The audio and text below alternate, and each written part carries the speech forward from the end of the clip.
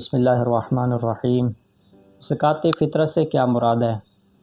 زکوٰۃ فطرت سے مراد انسان کی خلقت کی حفاظت کی خاطر جو ہم زکوٰۃ ادا کرتے ہیں اسے زکوٰۃ فطرہ کہتے ہیں، کیونکہ امام صادق علیہ السلام سے روایت ہے کہ وہ اپنے وکیل کو حکم دیتے ہیں کہ تم جاؤ اور ہمارے اہل و عیال جو ہیں جن کی ہم پرورش کر رہے ہیں، ان میں غلام بھی ہوتے تھے اور باقی بھی، ان کی فرداً زکوٰۃ فطرہ ادا کرو، کسی ایک فرد کو بھی نہ چھوڑنا، کیونکہ اگر تم نے کسی ایک شخص کو بھی چھوڑ دیا اور اس کا زکوٰۃ فطرہ ادا نہ کیا تو مجھے خوف ہے کہ اس پر موت واقعہ نہ ہو جائے۔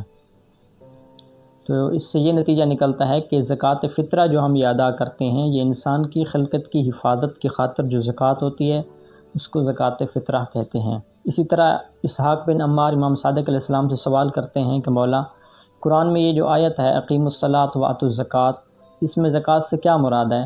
تو امام علیہ السلام نے فرمایا اس میں زکوٰۃ سے مراد زکوٰۃ فطرہ ہے، نہ کہ زکوٰۃ اموال۔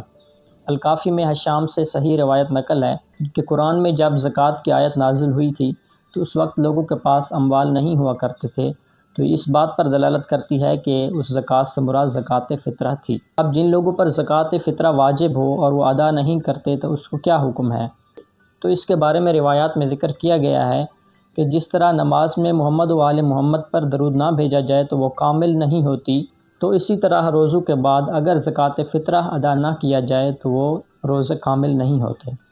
اب زکوٰۃ فطرہ کن لوگوں پر واجب ہوتا ہے؟ اس میں اس شخص کا بالغ ہونا، عاقل ہونا، وہ غنی ہو فقیر نہ ہو، یہ ہونا ضروری ہے۔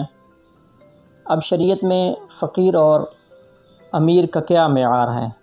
ہر وہ شخص جس کے پاس اپنے اور اپنے اہل و عیال کے سالانہ اخراجات موجود نہ ہوں وہ شریعت میں فقیر ہوگا اور اس پہ زکوٰۃ فطرہ واجب نہیں ہے۔ اگر اس کے پاس روزگار نہ ہو یا چاہے اس کے پاس روزگار ہو لیکن اپنے اور اپنے اہل و عیال کے اخراجات اتنے ہیں کہ وہ سالانہ اخراجات پورا نہیں کر سکتا تو اس پر بھی زکوٰۃ فطرہ واجب نہیں ہوگا، ہاں مگر اس کے اخراجات جو ہے وہ فضول خرچی میں شمار نہ ہوتے ہوں۔ اب زکوٰۃ فطرہ کی ادائیگی کے بارے میں بات کرتے ہیں کہ زکوٰۃ فطرہ کی ادائیگی کا وقت کیا ہے۔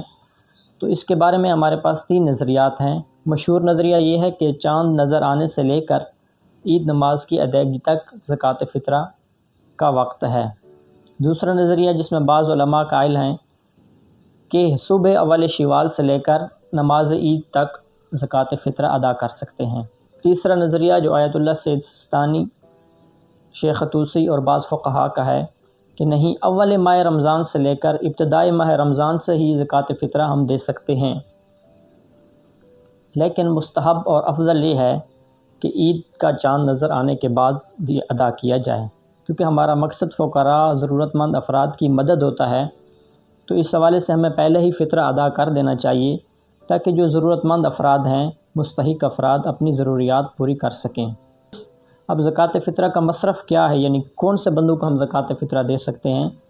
تو وہ یہ ہے کہ ہم اپنے شہر کے شیعہ مستحق افراد کو زکوٰۃ فطرہ ادا کریں۔